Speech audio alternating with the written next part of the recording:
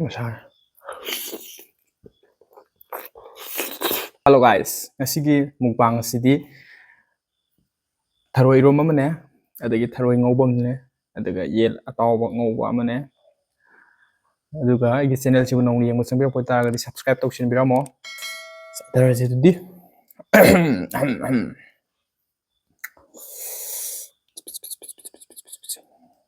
adudi irombaje tharoi rombaje na hijil lage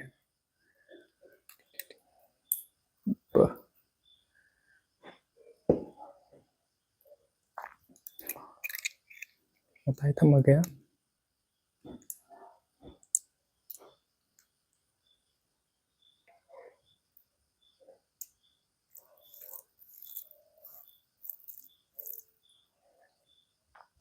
mutrubi mana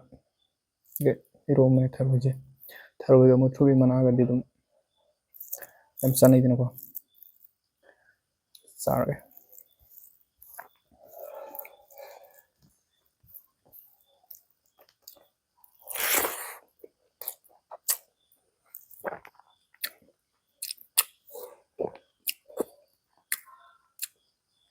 hawe tin hawe tharoi ngobuni sina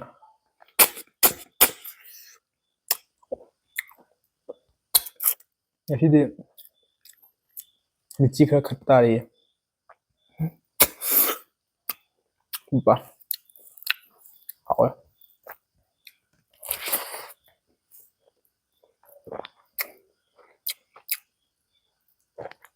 kino pai chik sine ko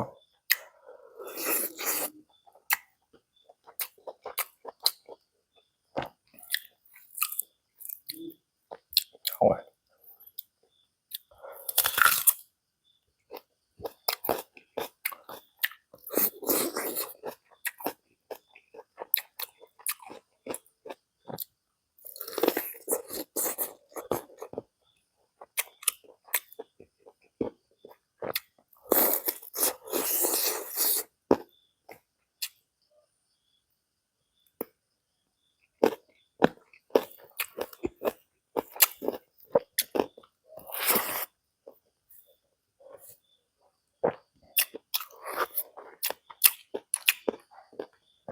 iromba ge tharoi yung chupse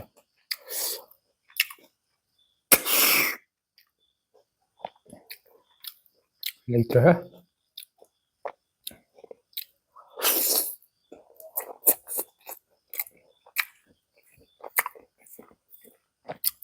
hawe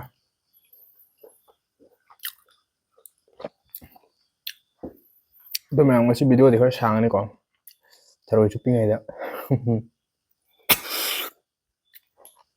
do khathun chupka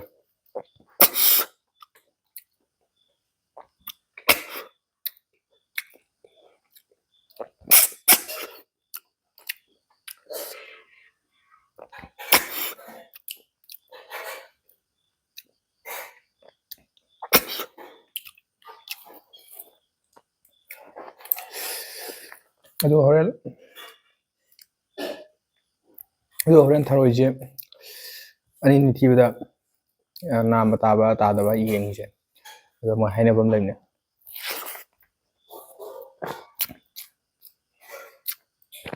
chang taradi ntraga pia taraga de lem amhu lem draga de daw yai gan do yengsa ar me am tharoi ja di yengiyo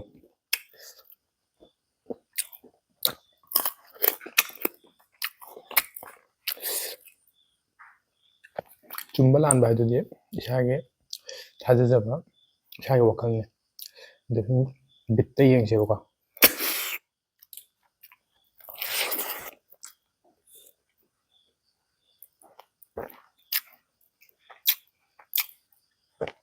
sao hết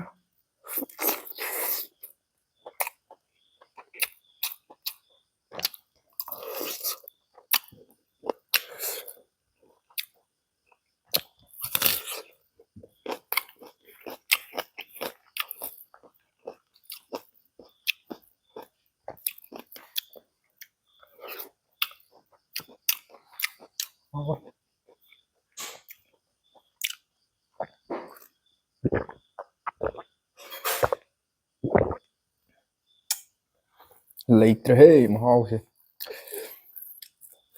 ꯍꯧꯔꯦ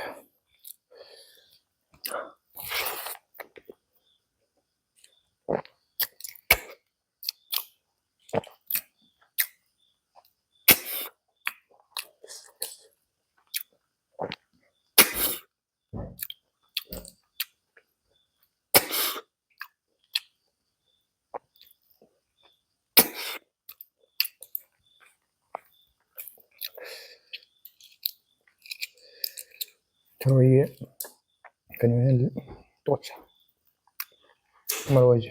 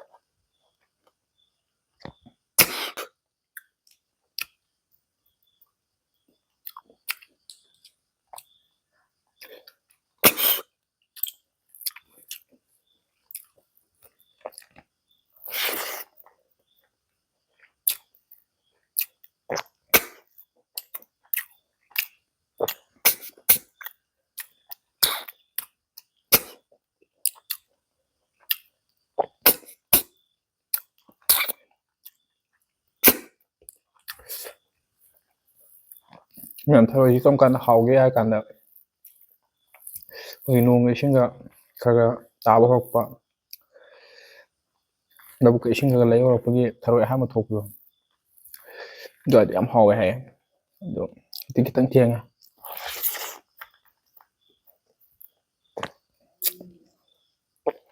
ꯃꯁꯥꯅꯦ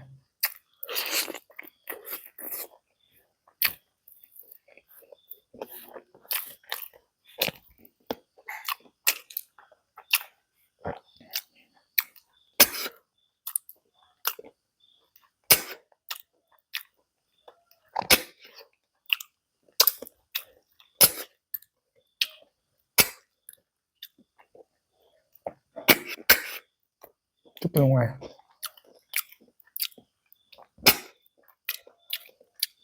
ꯃꯤꯆꯤ ꯈꯔ ꯈꯠꯆꯤꯜꯂꯛꯀꯦꯀꯣ ꯌꯥꯝ ꯈꯔ ꯎꯕ ꯌꯥꯗꯦ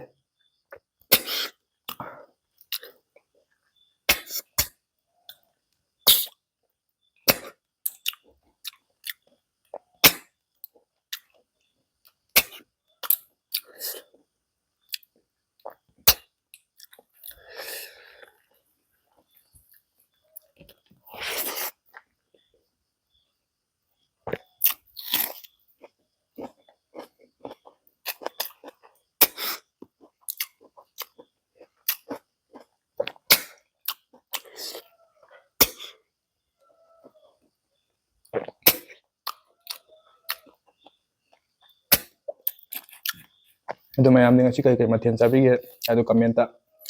ꯊꯝꯕꯤꯔꯝꯃꯣ ꯀꯩ ꯃꯊꯦꯜ ꯆꯥꯕꯤꯒꯦ ꯉꯁꯤꯁꯤꯕꯣ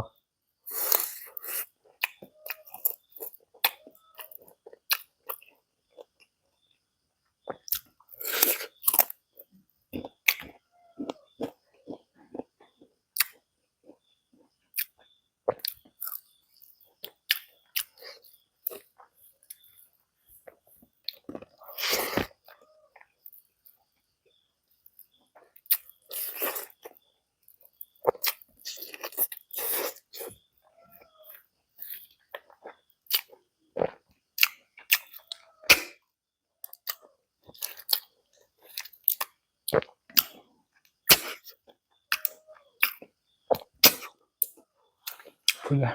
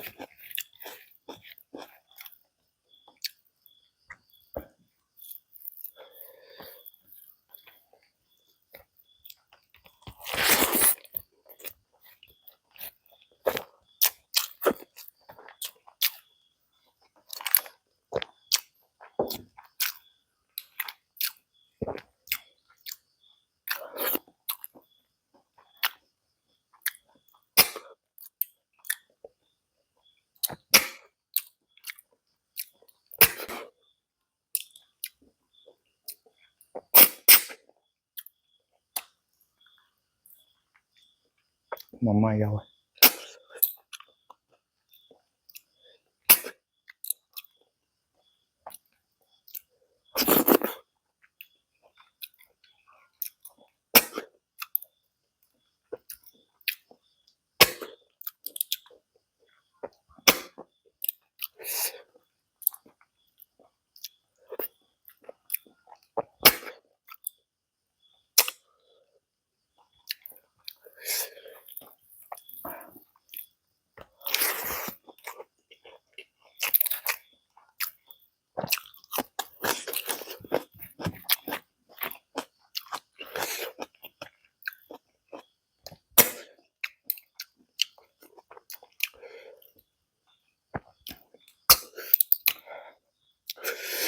một xe